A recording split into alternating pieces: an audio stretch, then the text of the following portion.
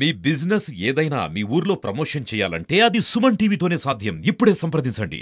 ఈ రోజు ఆంధ్రప్రదేశ్ అభివృద్ధి ప్రదాత తెలుగుదేశం పార్టీ అధినేత ఆంధ్రప్రదేశ్ రాష్ట్ర ముఖ్యమంత్రి వర్యుడు శ్రీ నారా చంద్రబాబు నాయుడు గారి 75వ జన్మదిన కార్యక్రమాన్ని ఈరోజు పశ్చిమ ప్రాంత ప్రాణదాత తెలుగుదేశం పార్టీ సీనియర్ నాయకుడు మన్నే రవీంద్ర గారి ఆధ్వర్యంలో చాలా ఘనంగా గొప్పగా చేయడం చాలా సంతోషకరమైన విషయము.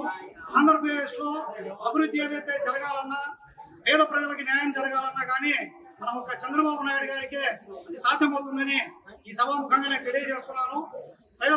పేద ప్రజలకి అండగా ఆంధ్రప్రదేశ్ లో అభివృద్ధికి మరో పెద్ద పీట వేసే వ్యక్తి ఎవరైనా ఉన్నారంటే అది మన చంద్రబాబు నాయుడు గారని తెలియజేస్తూ, అలాగే మనకి పశ్చిమ ప్రాంతమైన ప్రకాశం జిల్లా మార్కాపుర్ని జిల్లాగా చేసే ప్రయత్నంలో కూడా చంద్రబాబు నాయుడు గారు మనకి హామీ ఇచ్చున్నారు. మన ప్రకాశం మార్కాపుర్ని జిల్లా కూడా చేస్తారు.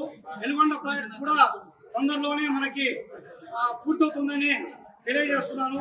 అలాగే ఈ కార్యక్రమాన్ని ఇచ్చేసిన పెద్దలందరికీ కూడా నేను నమస్కారాలు తెలుపుతూ సెలవు తీసుకుంటాను. చంద్రబాబు నాయుడు గారు 75 వసంతాలు పూర్తి చేసుకుని 76 సంవత్సరాలు అడుగుతున్నందుకు మాకు ఎంతో సంతోషంగా ఉంది. ఆంధ్ర ప్రజల ఆశాజ్యోతి, నిరుద్యోగుల ఆశాజ్యోతి, అనేక మంది ఐటీ ఉద్యోగం తెచ్చిన మహామనిషి ఆయన. ఈ రోజున ప్రజలందరికీ కావాల్సిన మనిషి. ఆంధ్ర ప్రజల్లో దాదాపు 7 కోట్ల మంది ఆయన కోసం ఎదురు చూస్తున్నారు.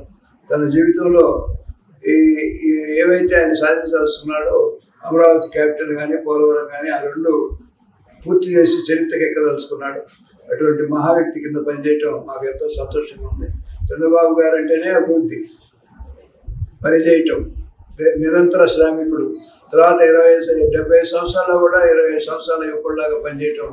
మా డాక్టర్ కూడా ఊహకందని ఆయన శరీర దారుఢ్యం, మనో నిబ్బరం గల మహామనిషి, సంకల్పం, ఉక్కు సంకల్పం గల మహామనిషి. ఆయన కింద పనిచేయటం మేము చాలా సంతోషిస్తున్నాం.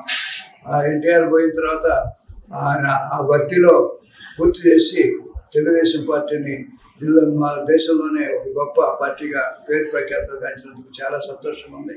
ఆయన 70 సంవత్సరాలు 100 సంవత్సరాలు జీవించి ఈ ఆంధ్ర ప్రజల పురోగతికి కష్టపడి పనిచేస్తారని ఆశిస్తూ ఆయనకు మరొకసారి శుభాకాంక్షలు తెలుపుతూ సెలవు తీసుకున్నాం.